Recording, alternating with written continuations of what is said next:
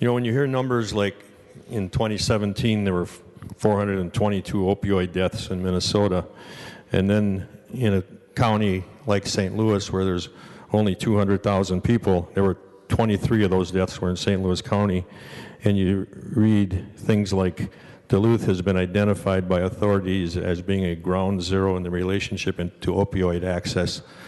All of it becomes very, very personal. And it gets even more personal when you have friends who've lost loved ones and children to overdoses and opioid deaths.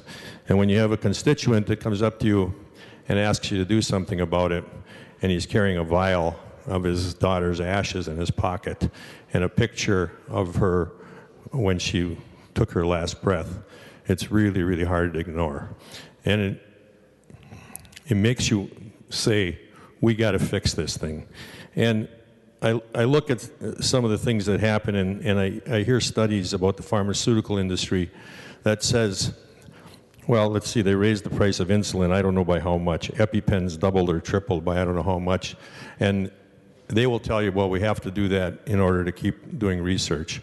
And yet a study about the pharmaceutical companies said, well, the only reason that they raise prices and the reason they can raise prices is because they can do it.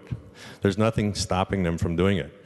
There's nothing that says their numbers have cost drivers that are causing them to do it. There's nothing that says the research they're doing is causing them to do it. They're doing it because they can. And when we hear those kind of things, you think, is this a responsible thing to be doing for our society?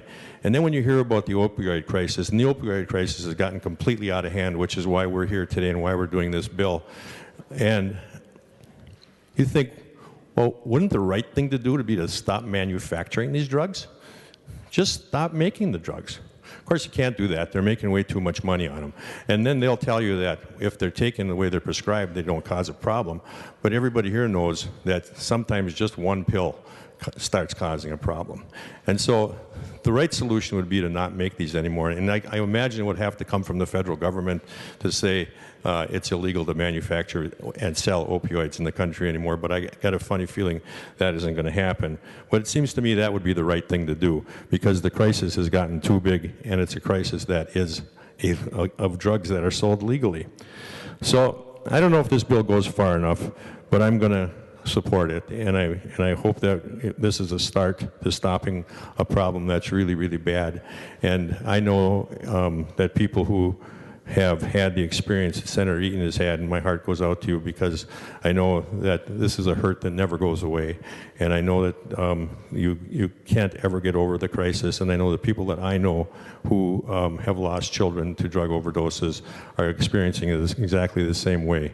And so I once again just want to say, let's get this done, and let's get a start on this, and let's try and figure out how to stop whatever is causing this problem.